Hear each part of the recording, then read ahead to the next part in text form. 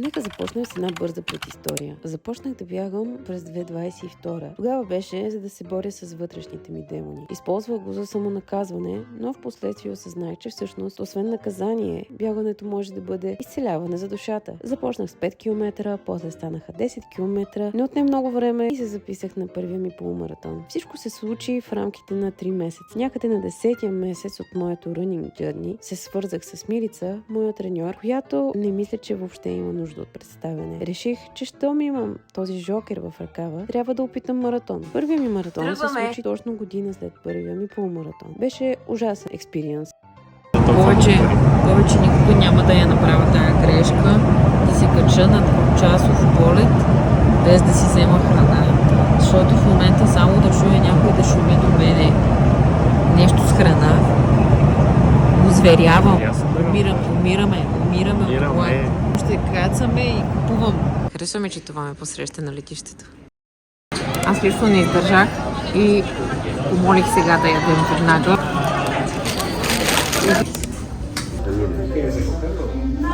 Току-що си говорих с Мирица и тя ми каза колко ще бяга Мартина. Аз ще го запиша на една салфетка, а той ще разбере какъв е бил резултат, какъв смята, че тя ще е резултата, когато завърши. И още на следващия ден се записах на ново във Виена. Тогава разбрах какво е да се чувстваш силен на бягане, какво ти дава и какво ти взима. От тогава съм влюбена в тази дистанция и ето ме тук. Една Виена, една Валенсия, един Белград и сега предстои втора Валенсия. Абсолютно не ми се мисли как ще го катерим и слизаме след маратона. Все още не знам какъв ще бъде края на приказката, наречена маратон, но каквото и да ме очаква, приказките са за да се разказват, да те научат, да те вълнуват, да те карат да плачеш и да се смееш. С други думи, ако те е страх от опита, никога няма да се научиш. Аз имам 6, Марто има 8 км. Ще си ги доходим до паркчето, защото искаме да бягаме повече време в парка. Наскоро гледах едно момиче, което беше написало писмо до себе си за деня преди маратона.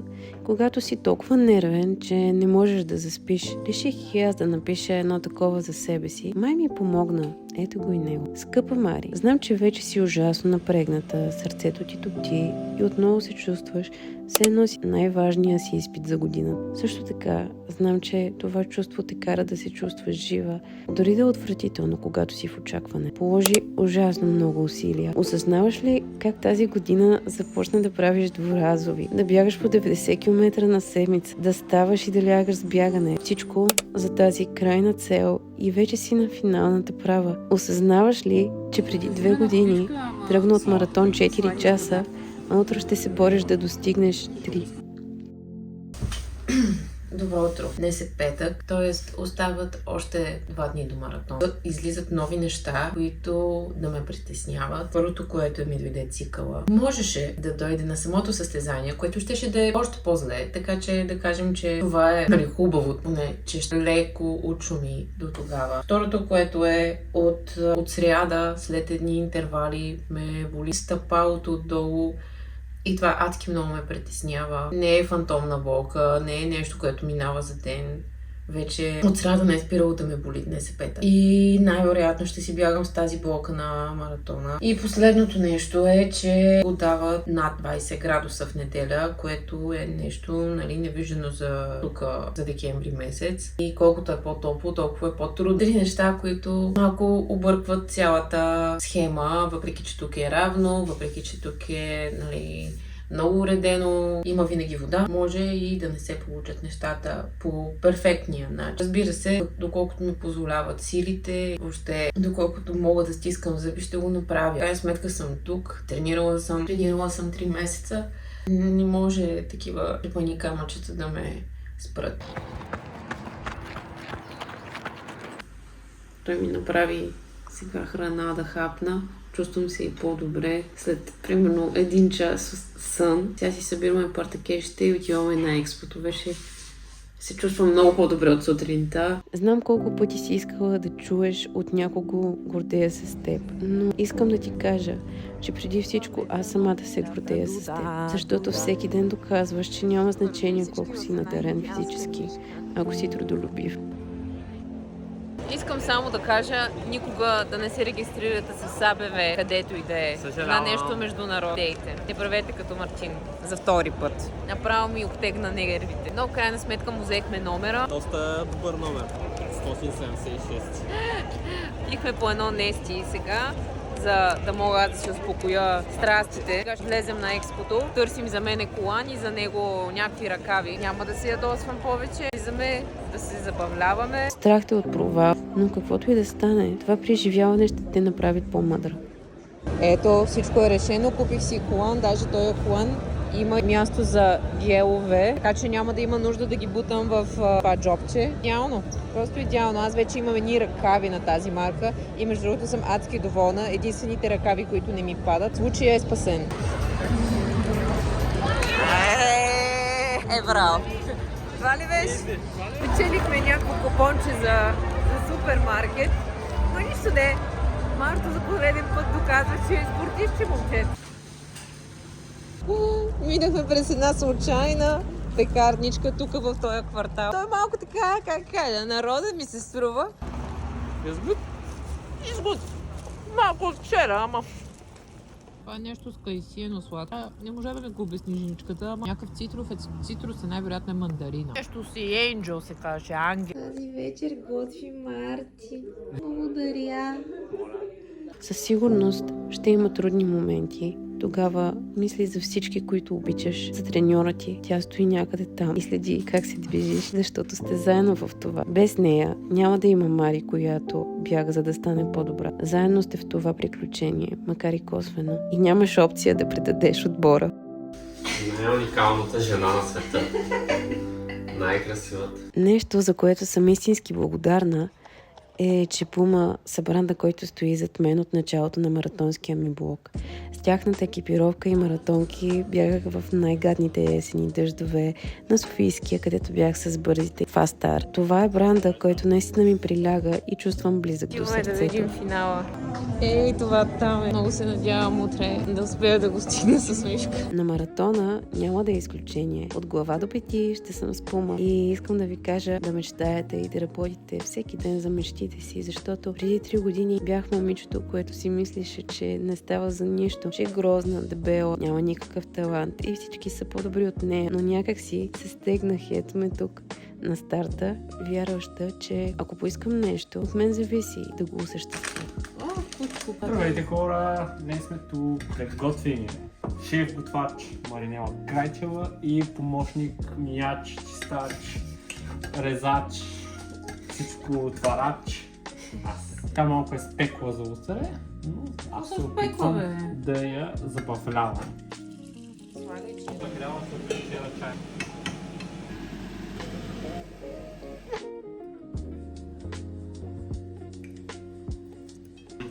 Чадърче.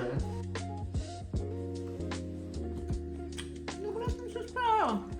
И малко помага. Марко свърши буквално цялата работа.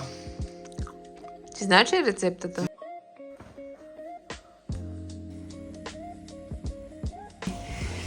Утре е големия ден. Лягаме и заспиваме.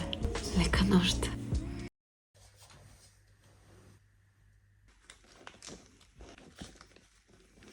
Ами всички автобуси в момента са капут, така че Няма автобуси. решихме да отидем пеша. 3 км е до там. Entrenado y llorado pero son lágrimas de maratón. Още няколко дни преди старта се бяхме разбрали с Наско, един от съотборниците ми в Running Community, че ще бягаме заедно. Той гонеше около 3 часа, под 3 часа. Аз не знаех какъв ще е крайният ми резултат с точно, но знаех, че ще е някъде около 3 часа. Чувствах се спокойна, че няма да съм сама, че ще се подкрепяме. Въпреки всичките неща, които ме притесняваха предишните дни, като започнем от хитвейва, който никой не очакваше, това, че бях в цикъл и това, че ме заболя заболя стъпалото изведнъж 3 дни преди старта на маратона. Все неща, които не можеш да предвидиш. Но се впуснах. Започнах смело още от началото, защото знаех, че с напредването на времето ще става все по-топло. Над 15 градуса, пейсът ти пада с около 2 секунди, с всяко градусче нагоре. Движех се добре, пиех си геловете спрямо водните станции. Един гел, водна станция, един гел, водна станция на всеки 4 км и половина. На 20 км си казах, движим се супер добре, но усетих кога мина първата половина, но когато се обърнах към Наско, видях, че изглежда доста зле, но все пак се държи. На 20 км се обърнах да видя как е, но не го видях. И от тук нататък бях сама. Вече не мислих за още някого. Това всъщност ми помагаше времето да минава по-бързо, но тук нататък бях сама с мислите си. 30 км наближаваше, казах си, не се радвай още, не знаеш какво те чака, защото обикновено на 30 км настъпва кризата в маратона. И това е момента, в който трябва да стиснеш зъби. Започнах несъзнателно да броя километрите, да гледам табели и започнаха да минават много бавно. Представях си само синия килим, как прекрачвам финал и прегръщам Марти и всичко свършва. Болеше ми задното бедро, чувствах, че имам поражение, но не бях приключила. Оставаха само 900 метра, вече ми се струваше адско, но успях. Преминах линията, бях на синия килим. Беше най-прекрасното чувство, което съм изпитвала от много време насам. Знам, че много хора бягат за забавление, но аз не съм от тях. Аз просто обичам да ставам по-добра, да изпълнявам целите си и да се предизвиквам. И отлично знам, че нищо не става за ден, месец, година. Готова съм да дам всичко, за да бъда там, където искам. И знам, че някой ден ще бъда там. Добре, време е да дам салфетката с предполагаемото време на Марти. Да видим как ще реагира.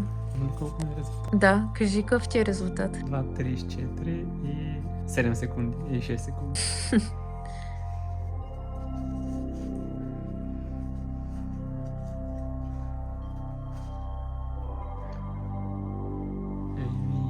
Това е между двете. Да, Значи съм успял. успя. Да, успях.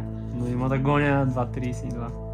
Следващия път. Днеска беше горещо, не забравяме и този факт. Така че да, но всъщност си точно в този диапазон. Супер. До година пак. Да.